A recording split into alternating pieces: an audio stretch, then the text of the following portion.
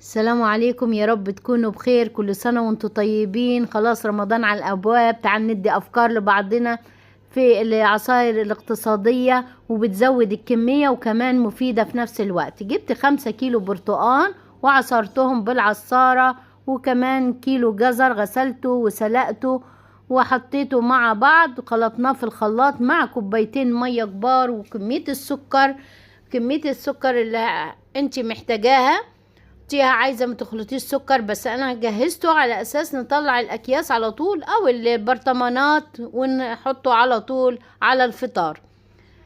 عطتنا كميه حلوه، خلطنا كل الكميه مع بعض، عطتنا كميه حلوه. ولو عايزه تقللي الجزر لنص كيلو على 5 كيلو برتقان هيبقى برضو حلو. هنعمل كمان عصير اقتصادي تاني، مشمش، عصير المشمش من غير مشمش. هنعمل ازاي؟ هنجيب كوباية مية سخنة، هحط فيها علبة جيلي مشمش، هندوبه مع بعض. هدوب العصير بالطريقة دي لغاية ما يختفي حبيبات الجيلي. هنخلط معاه برضو كمية الجزر، هنخلط كوبايتين مسلوقين من الجزر هنحطهم، ونحط عليهم الكوباية الكبيرة الجيلي، وهحط كمان كوباية كبيرة الجيلي اللي احنا دوبناها.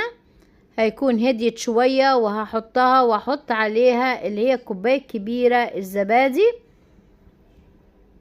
هنخلط كل المقادير دي مع بعض. وكمية السكر حطي من 3 معالق 4 معالق الكمية ان انت عايزاها. واحط خلط كل العصاير دي، هتاخدش 5 دقايق هنكون، لانك انت مجهزة مفرزنين الجزر زي ما فرزناه قبل كده.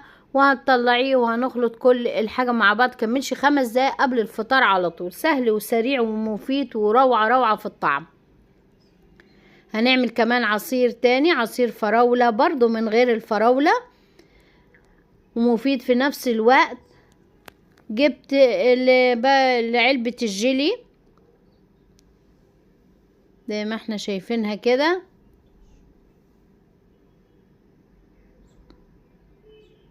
هندخل البنجر معاها عشان اولادنا ما بتحبش البنجر، هندخله مع العصير.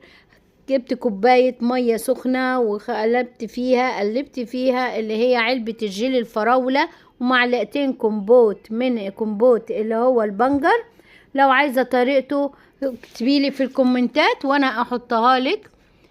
هخلط كل المقادير دي مع بعض، واحط عليها ربع كوباية لبن وكمان كوباية زبادي، وهنخلط كل المقادير مع بعض. هيدينا نتيجة روعة، والاولاد مش هتحس باي بنجر في الكمية. وعطيتك افكار حلوة لرمضان وسهلة في وقت يكونش فيه الفاكهة، تطلعيها على طول وتعمليه. يا رب تكون الافكار بتاعتي عجبتك وتجربيها. وان عجبتك وجربتيها اوعي تنسيني في اللايك والشير واشتراك في القناة. كل سنة وانتم طيبين.